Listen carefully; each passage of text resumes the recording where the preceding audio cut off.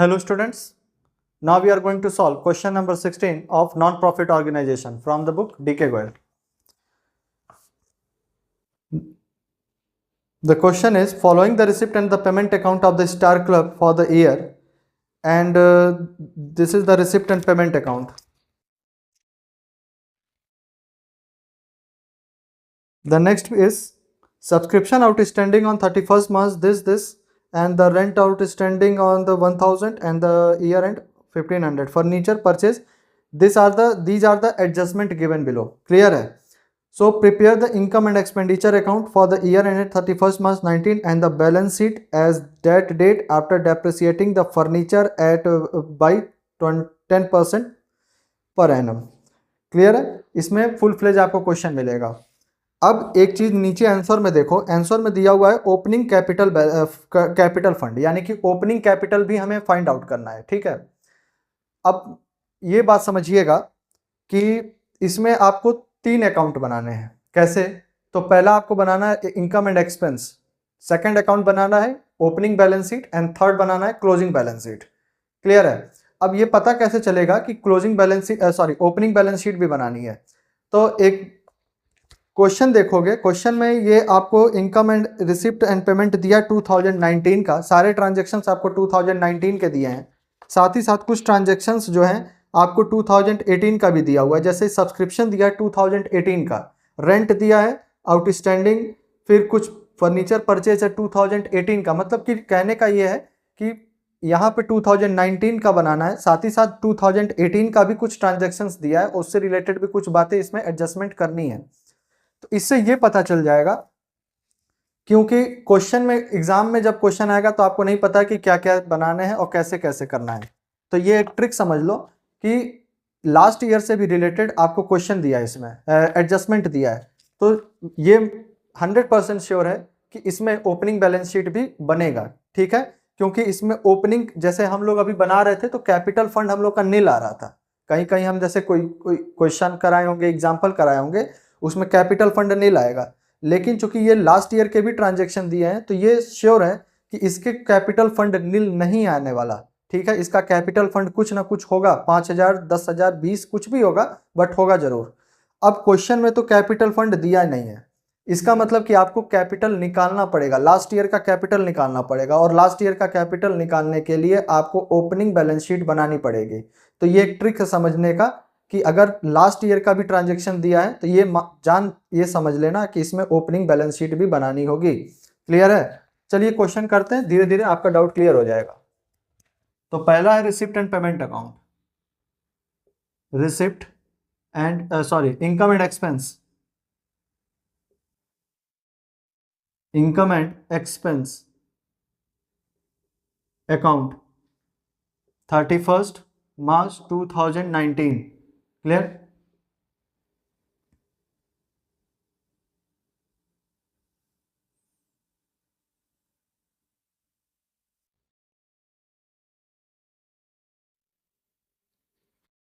फिर balance sheet on 1st April 2018. This is the opening balance sheet. Clear? 1st April 2018 को ये opening balance sheet होगा.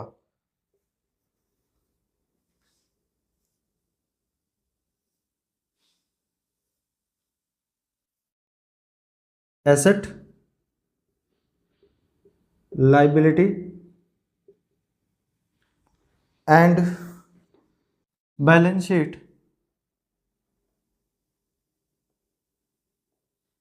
31st March 2019 closing balance sheet. This is the closing balance sheet.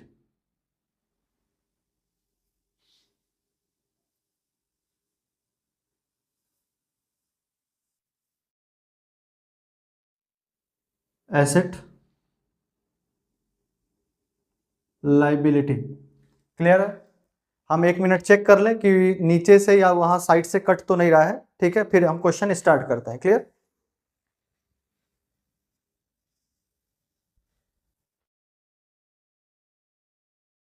Okay, let us start the question. पहले हमको क्या करना होगा कि हमें इसको with in the time period complete करना है। तो ऐसा करने के लिए आप एक काम करिए कि पेंसिल ले लो और पेंसिल लेकर के ये देखो कि लास्ट के जो नीचे चार्ट के नीचे जो पॉइंट्स दिए गए हैं, क्या क्या पॉइंट्स दिए गए हैं, उसको आप रिसिप्ट एंड पेमेंट अकाउंट में टिक लगाते चलना, क्योंकि वो एडजस्टमेंट करना है, उसको एडजस्ट करना है और इसलिए हम उसको इनर कॉलम में लिखेंगे। तो पहला पॉइंट है सब्सक्रिप्शन आउटस्टैंडिंग, सब्सक्रिप्शन से रिलेटेड बात कह रहा है तो सब्सक्रिप्शन पे टिक लगा लो। दूसरा कह रहा है कि rent outstanding at the beginning, तो रेंट पर भी टिक लगाओ, यहाँ पे दिया हुआ है रेंट, उसके सामने ही सब्सक्रिप्शन के सामने ही रेंट दिया हुआ है, रेंट पे टिक लगा दीजिए। फिर आगे चल रहा furniture was purchase on the 1 July, furniture की भी बात कह रहा है तो फर्नीचर आपको दिख रहा होगा यहाँ पे पेमेंट साइड में, फर्नीचर पे टिक लगाइए। And club at the furniture, फिर से वही इन्वेस्टमेंट की बात है, इन्वेस्टमेंट वैल्यूड, तो इन्वेस्टमेंट पर भी टिक लगा लो। ठीक है, ये 4 पॉइंट ऐसे हैं जिसमें एडजस्टमेंट करना है। ओके, सो इस तरह जल्दी जल्दी क्लियर हो जाएगा और कवर हो जाएगा क्वेश्चन। नाउ देखते हैं, अब देखो पहला रिसिप्ट साइड में कह रहा है कि to balance BD as on 1/4/2018।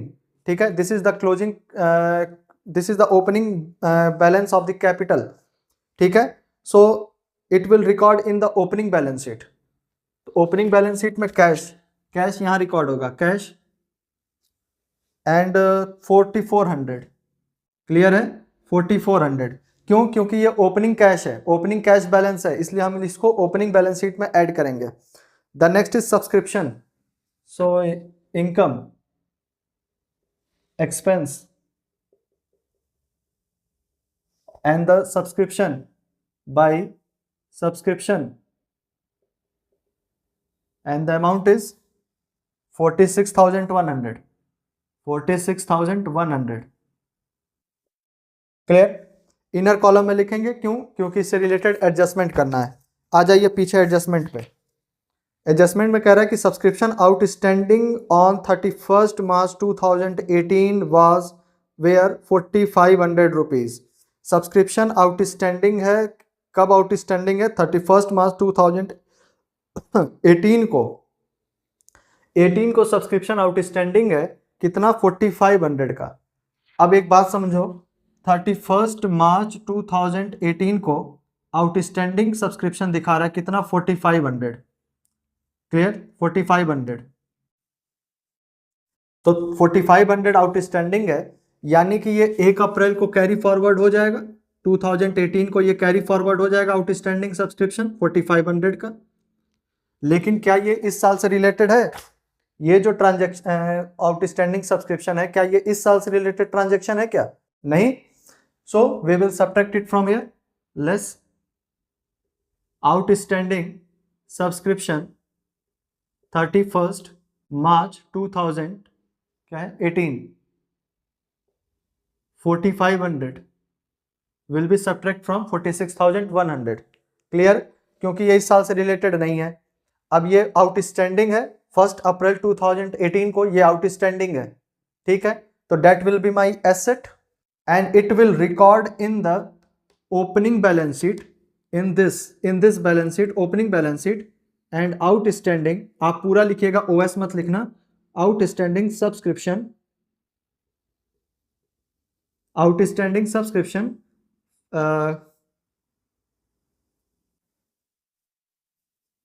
31 March 2018 will be 4500, clear है।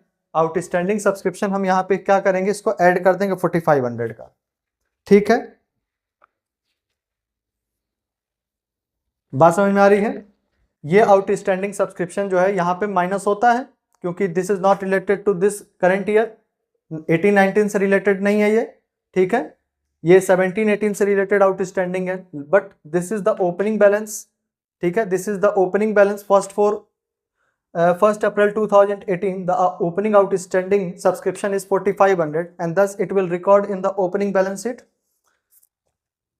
The next point is subscription हो गया, and on 31 March 2019 यानी कि on this date, ठीक है, the subscription outstanding is 6000, outstanding subscription है 6000, तो this is related to current year, so outstanding subscription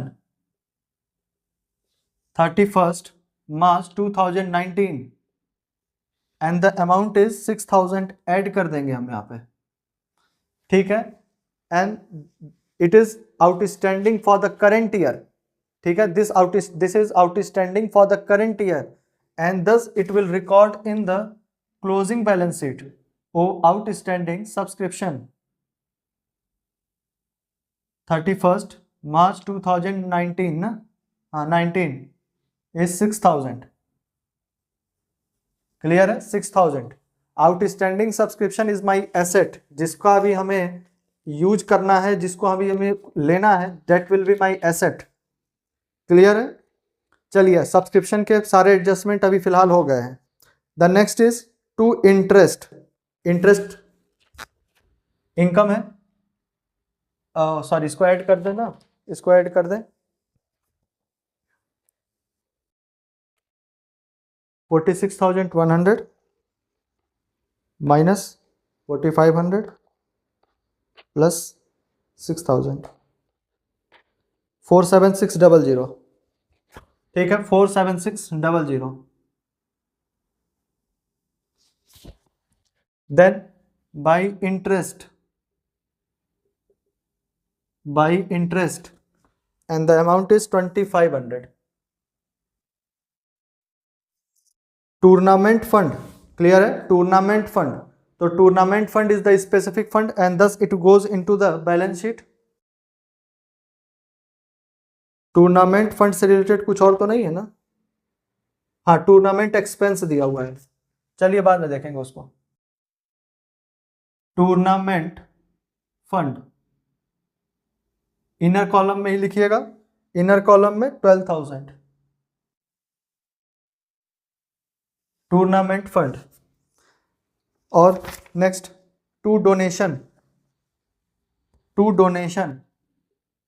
bye donation, general donation है एंड 6000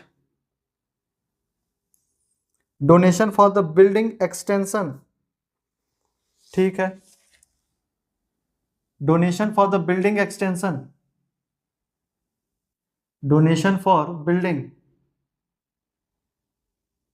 एंड इसको आप आउटर कॉलम में लिख सकते हो क्योंकि बिल्डिंग से रिलेटेड कोई और बातें इसमें कुछ नहीं कही गई हैं, तो आप इसको बाहर के कॉलम में लिख दो 20,000,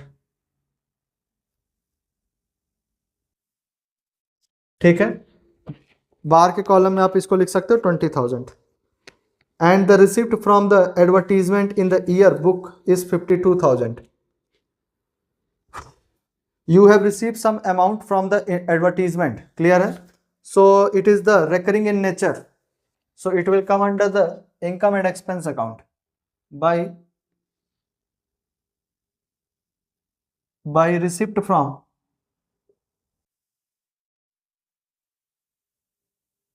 advertisement and the 5200 amount 5200, okay, 5200 का अमाउंट ये है।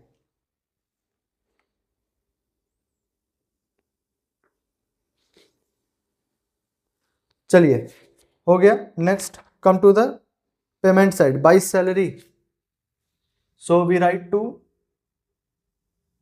सैलरीज है 18,200 बाय रेंट, एंड रेंट में आपको एडजस्टमेंट करना है, तो इनर कॉलम में आप लिखोगे जो भी अमाउंट दिया है 15,000, अमाउंट दिया है 15,000, ओके 15,000 का अमाउंट दिया है, एंड पीछे आ जाइए एडजस्टमेंट देखते हैं क्या है। द एडजस्टमेंट कह रहा है कि rent outstanding at the beginning of the year was 1,000, clear है, रेंट की जो आउटस्टैंडिंग है बिगिनिंग ऑफ द ईयर में वो 1,000 रुपीज की है, तो बिगिनिंग ऑफ द ईयर में मतलब कि 1 अप्रैल 2000 क्या नाम है 18 को 1,000 रुपीज का आउटस्टैंडिंग रेंट रहा होगा।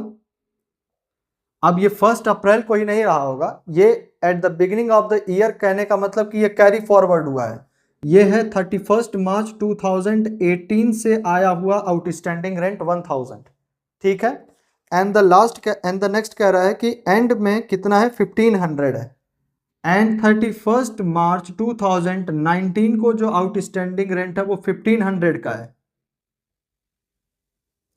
So this 1500 is related to current year. This 1500 is related to current year, but this 1000 is related to previous year. Okay. So अब ये आउटस्टैंडिंग रेंट है, हमको रेंट देना है, इस साल का देना है. ठीक है, इस साल का हमको रेंट देना है. तो इस साल का हम रेंट देंगे तो हम क्या करेंगे, माइनस कर देंगे. देखिए, this is not related to current year, so we will less. क्यों? क्योंकि हम इस साल का एक्सपेंस इसको नहीं दिखाएंगे. हमने इसको लास्ट ईयर में, पिछले 18 वाले साल में इसको हमने एक्सपेंस दिखाया, ऑलरेडी दिखा दिया है. ठीक है, तो इसलिए हमको इसमें अब इसको एक्सपेंस फिर से दिखाने की जरूरत नहीं है. आउटस्टैंडिंग रेंट 31 मार्च 2018 का और अमाउंट है 1000, इसको हम लेस कर देंगे. क्यों? क्योंकि ये मेरी लाइबिलिटी नहीं है देना, ये हम पिछले साल रिकॉर्ड कर चुके हैं और इस पे जो भी टैक्सेस हमें देना था हमने पे कर दिया है. ठीक है, जब मेरे पास पैसा होगा तो हम दे देंगे. लेकिन यहाँ पे जो भी हम इनकम और एक्सपेंस दिखाएंगे इस पे हमें टैक्स भी देना पड़ेगा, इसलिए. ठीक है, इनकम एक्सपेंस हम जो भी दिखाएंगे इस पे हमें टैक्स पे करना होगा. So we have to show the proper transaction of the current year. ठीक है, we have to show the transaction of only the current year. तो हम यहाँ पे 1000 इसको माइनस कर दिए. But this transaction 1500 rent is related to current year and this we have to pay. ठीक है, we will have to pay. Then we will add outstanding rent 31 March 2019 1500 add कर देंगे इसमें, तो अमाउंट आ जाएगा 1000 या 500, 15,500. क्लियर है? अब आ जाइए यहां पे बैलेंस शीट में, देख लेते हैं क्या करना है एडजस्टमेंट. देखिए फटाफट देखो, 1 अप्रैल 2018 को आउटस्टैंडिंग रेंट की अमाउंट कितनी आ रही है, 1000 आ रही है. So in the opening balance sheet this is the liability outstanding rent 1 April 2018 1000. But at the end of year 31st March 19 this outstanding rent is 1500 and this is my liability. So outstanding rent 31st March 2019 is 1500. Clear? समझ में आ गई बात? So rent का जो भी adjustment है वो हम लोग कर चुके हैं. द नेक्स्ट है प्रिंटिंग एंड स्टेशनरी पेमेंट है, तो माइनस कर देंगे इसको. To printing and stationery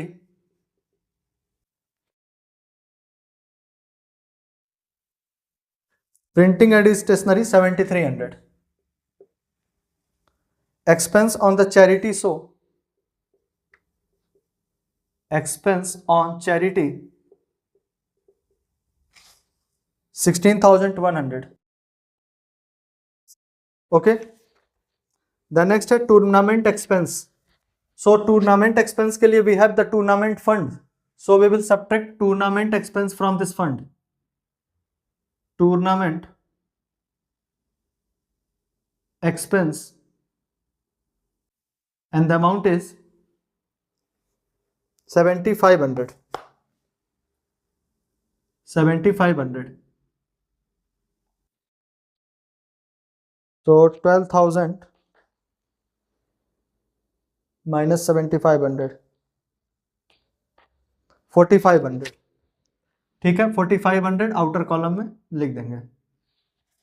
clear है? The next is investment purchase. यहां पे एडजस्टमेंट भी है, तो ये है इन्वेस्टमेंट परचेज, नॉट की exact value of the investment, यानी कि आपने इन्वेस्टमेंट खरीदी है. चलो इसका रिलेटेड एडजस्टमेंट क्या कह रहा है. On 1 April 2018 the club had furniture, हाँ चलो लिखते हैं, कोई दिक्कत नहीं. Club had the furniture of 8000 and investment valued 15,000. यानी कि 1 अप्रैल 2018 को इन्वेस्टमेंट कितनी थी, वैल्यू इन्वेस्टमेंट की वैल्यू कितनी थी फर्म के पास, 15,000 की। तो देखो 1 अप्रैल 2018 को 1 अप्रैल 2018 को फर्नीचर की वैल्यू कितनी थी फर्म के पास, 15,000 की थी।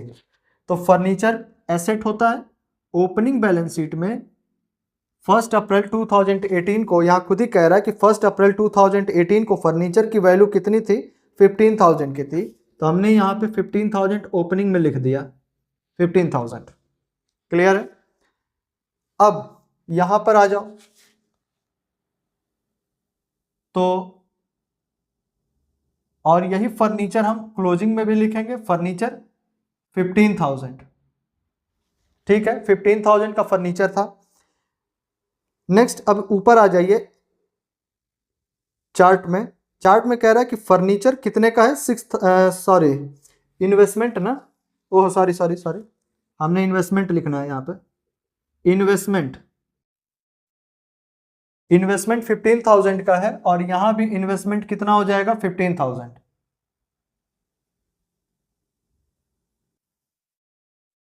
इन्वेस्टमेंट 15,000 का। ठीक है, ईयर के स्टार्टिंग में 15,000 का इन्वेस्टमेंट था, तो हमने 15,000 के इन्वेस्टमेंट को ओपनिंग बैलेंस शीट में लिख दिया। भाई जब शुरुआत हुई बैलेंस शीट हमने देखा 15,000 का है, तो ओपनिंग में तो 15,000 रहेगा ही रहेगा। जैसे जैसे ईयर एंड हुआ, ठीक है, मार्च की तरफ हम लोग आए, तो बीच में कुछ इन्वेस्टमेंट हमने परचेज भी किया, तो ये 15,000 यहाँ है, तो वो 15,000 तो यहाँ भी रहेगा। ठीक है, बाकी और परचेज करेंगे तो उसमें ऐड होता जाएगा, वो अलग बात है। कुछ बेच देंगे तो वो माइनस हो जाएगा, उसमें अलग बात है। ठीक है, नेक्स्ट आ जाइए, यहाँ पे लिखा है बाई इन्वेस्टमेंट परचेज 10,000 रुपीज का। अब देखो यहाँ पे आपने इन्वेस्टमेंट परचेज भी किया है, add investment purchase 10,000 and the total amount will be 25,000। ठीक है, इंटरप्रेट करने को कहा जाए तो देखो ऐसे करोगे, इन्वेस्टमेंट ईयर के जो स्टार्टिंग में इन्वेस्टमेंट था वो 15,000 का था। जैसे जैसे ईयर एंड होता गया, कंपनी को जरूरत लगी होगी और उन्होंने और इन्वेस्टमेंट परचेज किया, कितने का, 10,000 का, और उस पर टोटल अब वैल्यू कितनी होगी, 15 पहले थी, 10 अब 25। ओके, और इन्वेस्टमेंट पे कोई डेप्रिसिएशन लगता नहीं है और दिया भी नहीं है। चलो आगे देखते हैं, कह रहा है फर्नीचर 6,000 का। नेक्स्ट है फर्नीचर 6,000, इस पे भी कुछ एडजस्टमेंट है। On 1 April 2018 club had the furniture valued 8,000 rupees. अच्छा, 1 अप्रैल 2018 को 1 अप्रैल 2018 को फर्नीचर की वैल्यू है कंपनी के पास कितनी, क्लब के पास 8,000 की। So here we write furniture 8,000। Okay, and the next ऊपर अब आ जाइए, लिखा है फर्नीचर की जो वैल्यू है वो 6,000 रुपीज है, क्योंकि पेमेंट साइड में है, इसका मतलब यही है कि आपने फर्नीचर परचेज किया है। तो फर्नीचर 8,000 रुपीज स्टार्टिंग में जो था वो तो रहेगा ही रहेगा, साथ में अब आपने परचेज भी किया है, तो ऐड फर्नीचर परचेज 6,000 ना, 6,000 के टोटल हो गया 14,000, टोटल हो गया 14,000। बट ये कह रहा है कि on furniture was purchase on 1 जुलाई 2018। ये जो आपने फर्नीचर परचेज किया ना, ये वाला 6,000 वाला, ये आपने 1 जुलाई 2000 सॉरी 18 को परचेज किया है। चलिए, डेट दिया है, इसका मतलब कि कुछ ना कुछ इसमें कैलकुलेशन करना पड़ेगा। सबसे लास्ट वाली लाइन में दिया है कि depreciating the furniture by 10% per annum. अब इस फर्नीचर को हमें 10% पर एनम के रेट से डेप्रिसिएट करना है। तो समझना बात को, यहाँ पे एक वर्किंग नोट आपको दिखाना पड़ेगा छोटा सा, डेप्रिसिएशन का छोटा सा वर्किंग नोट दिखाना पड़ेगा। देखिए फर्नीचर की जो पहला जो लॉट था वो 8,000 का था। ठीक है, फर्नीचर जो स्टार्टिंग में था वो 8,000 का था। डेप्रिसिएशन ऑफ फर्नीचर तो 8000 का था और इस पे तो पूरे 1 साल का डेप्रिसिएशन लगा है, क्योंकि ये 1 अप्रैल से शुरू होकर के 31 मार्च तक गया है, उस दिन तक। तो इस पे तो 10% के रेट है ना, कि 12 है, 10% का रेट है। तो इस पे तो 10% के रेट से 800 रुपीज का डेप्रिसिएशन लगेगा।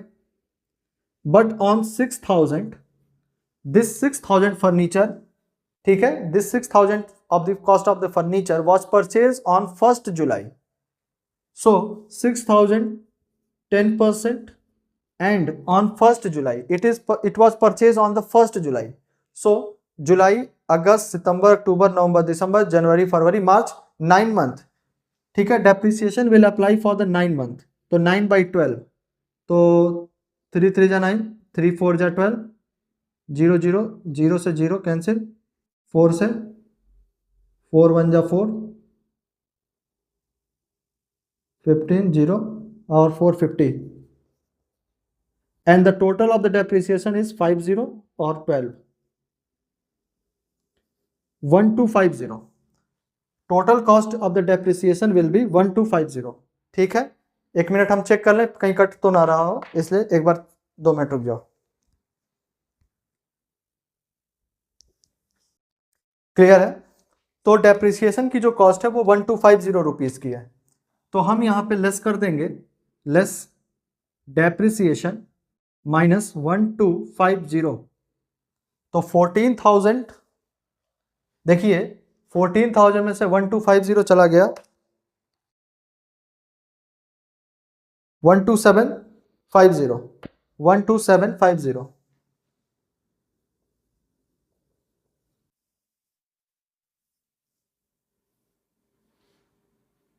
ठीक है, 12750। अब यहां पे डेप्रिसिएशन आपने नोट किया है, तो क्लास 11th में आप जानते होंगे कि अगर आप बैलेंस शीट में डेप्रिसिएशन माइनस करोगे तो आपको इसमें से भी डेप्रिसिएशन को माइनस करना होगा। ठीक है, it is just like a profit and loss. ठीक है, बस इसका नाम अलग है, it is behaving like a profit and loss. ठीक है, सो टू डेप्रिसिएशन ऑन फर्नीचर 1250। ठीक है, फर्नीचर का भी एडजस्टमेंट हो गया है। The next is by balance CD on 31st March 2019। Clear? By balance CD 31st March 2019, this is the closing balance of the cash in hand or cash at bank, whatever the name is। ठीक है, so by balance CD it is the closing balance of the cash is 16,100। तो the opening balance of the opening cash balance we record in the opening balance sheet, the closing, and then the closing balance of the cash we record in the closing balance sheet। so cash is 16,100, यही है ना, 16,100। ठीक है, and thus my all recording is completed। so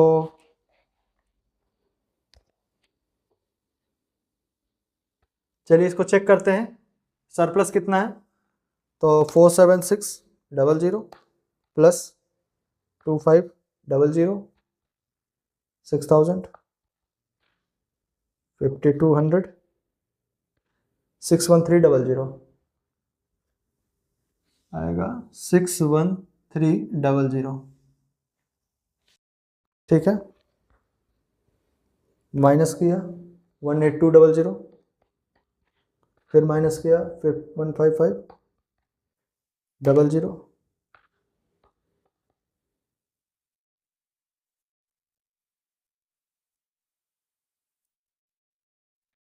2950, to surplus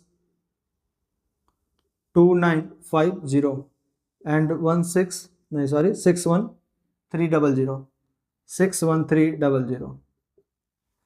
तो इसका ये match कर रहा है, सरप्लस का 2950। ठीक है, सरप्लस मैच कर रहा है। Now find out the capital. 4400,